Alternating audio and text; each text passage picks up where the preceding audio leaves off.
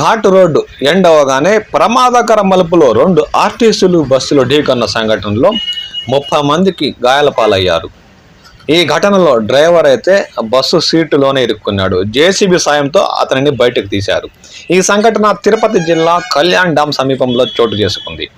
తిరుపతి నుండి పీలేరు వైపు వెళ్తున్న ఆర్టీసీ బస్సు, బాగరాపేట నుండి తిరుపతి వైపు వెళ్తున్న ఆర్టీసీ బస్సులు కళ్యాణ్ డ్యామ్ వద్ద ఉన్న ప్రమాదకర మలుపులో ఎదురెదురుగా ఢీకొన్న సంఘటనలో 30 మంది ప్రయాణికులు తీవ్రంగా గాయపడ్డారు.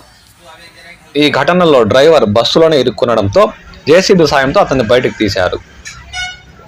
2 మలుపు తిరిగే సమయంలో ఎదురెదురుగా గమనించకపోవడంతో ఈ సంఘటన చోటు చేసుకుంది. ఈ ఘటనలో 2 బస్సులు వేగంగా ఢీకొనడంతో పక్కకు వెళ్ళి ఆగాయి. దీంతో ట్రాఫిక్ జామ్ అయ్యి దాదాపు 2 గంటల పైగా ఆ రహదారిలో రాకపోకలు సాగించే వాహనదారులకు ఇబ్బందులు ఎదుర్కొన్నారు. సంఘటన జరిగిన వెంటనే ప్రయాణికుల హాహాకారాలతో సంఘటనా స్థలం భయంకరంగా మారింది. రాకపోకలు సాగించే వాహనదారులు తమ వాహనాల్లోంచి దిగి ప్రయాణికులను బయటకు తీసి వైద్యశాల తరలించేందుకు కృషి చేశారు.